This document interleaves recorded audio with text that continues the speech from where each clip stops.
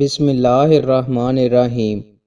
رسول اللہ صلی اللہ علیہ وآلہ وسلم نے ارشاد فرمایا، جب اللہ لوگوں کو روز قیامت جس میں کوئی شک نہیں حساب کے لیے جمع فرمائے گا تو ایک اعلان کرنے والا اعلان کرے گا، جس نے کسی ایسے عمل میں جسے اس نے اکیلے اللہ کے لیے کیا تھا شریک بنایا تو وہ اپنا ثواب اللہ کے علاوہ کسی اور سے طلب کرے، کیونکہ اللہ دوسرے تمام شریکوں کے مقابلے میں شرک سے سب سے زیادہ بے نیاز ہے۔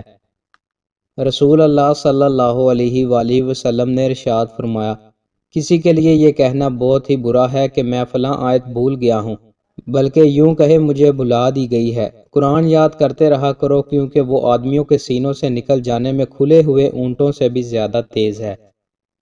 رسول اللہ صلی اللہ علیہ وآلہ وسلم نے ارشاد فرمایا، ہبہ واپس لینے والا کہہ کر کے اسے چاٹنے والے کتے کی طرح ہے، ہمارے لیے بری مثال نہیں۔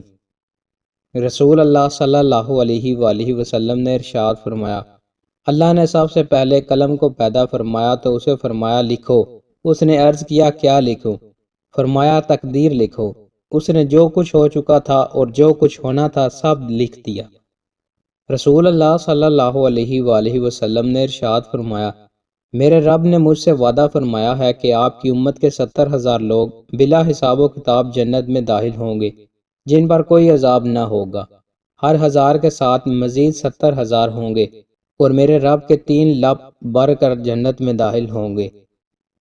دوستوں، مزید اچھی ویڈیوز کے لیے ہمارے چینل کو سبسکرائب لازمی کریں۔ بہت شکریہ۔